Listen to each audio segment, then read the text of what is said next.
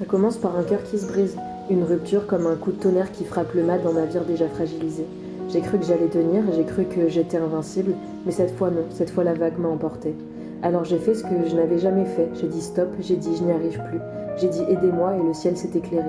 Je suis entrée en clinique psy en pleine tempête, avec le cœur serré, les yeux mouillés, les épaules basses. On dit hospitalisation comme un mot froid, technique, mais en fait c'est une suspension du temps, une bulle hors de tout.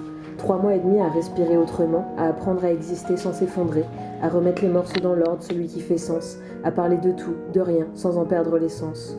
Au début, j'avais honte, honte de tomber, honte de tout arrêter, honte d'être une version de moi que je fuyais depuis des années. Mais la honte, quand on la regarde longtemps, finit par passer, comme le temps. Un matin, un médecin a posé un mot sur mes mots, bipolaire. J'ai cru que j'allais m'écrouler, mais quelque part ça m'a soulagé, redonné de l'air. C'est comme si quelqu'un avait enfin trouvé la notice à ma vie, comme si mes excès, mes nuits sans fin, mes effondrements, tout ce chaos avait enfin un nom.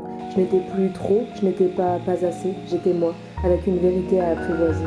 Depuis, j'apprends à lire mes tempêtes, à reconnaître mes marées, à dire pause avant de tout brûler. J'apprends que se soigner, ce n'est pas revenir en arrière, c'est avancer autrement, avec conscience, avec douceur, avec cette force étrange qui naît quand on accepte d'être vulnérable.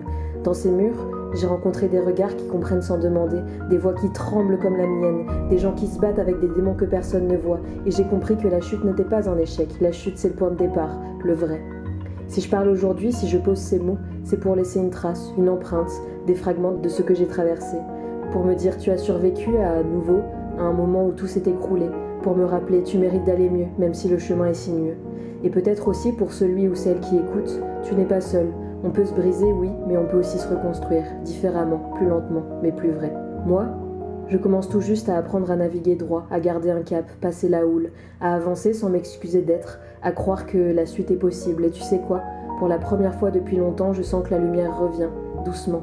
La mer est enfin calme, jusqu'au prochain vacarme, mais j'aurai les armes et tout ira bien.